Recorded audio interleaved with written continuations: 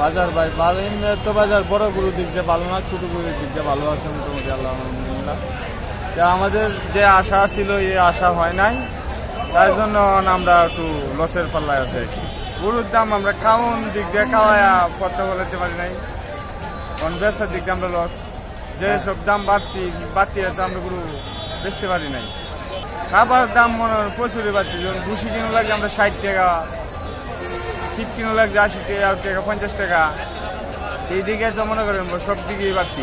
গতবার থেকে এইভাবে খাবার দাম বাড়ছে দ্বিগুণ। অবশ্যই ভাই আমরা যখন ব্যবসা নিচ্ছি এটা তো অবশ্যই আমরা করতে হবে, সামনে কিছু করার নাই, না করি আর তো করবো, কমের মাঝে তো গরু থাকতেছে।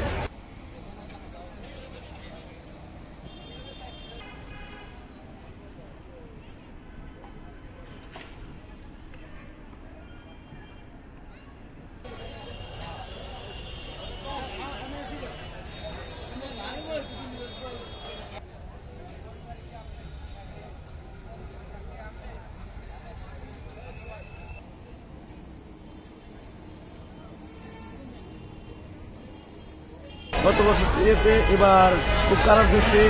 আমরা 12 থেকে 14টা গরু এনেছিলাম, তার মধ্যে 5টা গরু বিক্রি হয়েছে, খুব লসে বিক্রি করতে হয়েছে আর কি। আমাদের গরুর খাদ্যের দাম অনেক বেশি এবং গাড়ি খরচ আরও মনে খরচ অনেক কিছুই মিলিয়ে আমরা গরুর অনেক দাম আর কি। আমরা ভাই প্রচুর চাপে আছি, আমাদের অনেক লোকসান আসবে, তো কিছু করার নাই, আমরা যেহেতু মাল কিনে ফেলছি তো আমরা বেচতেই হবে।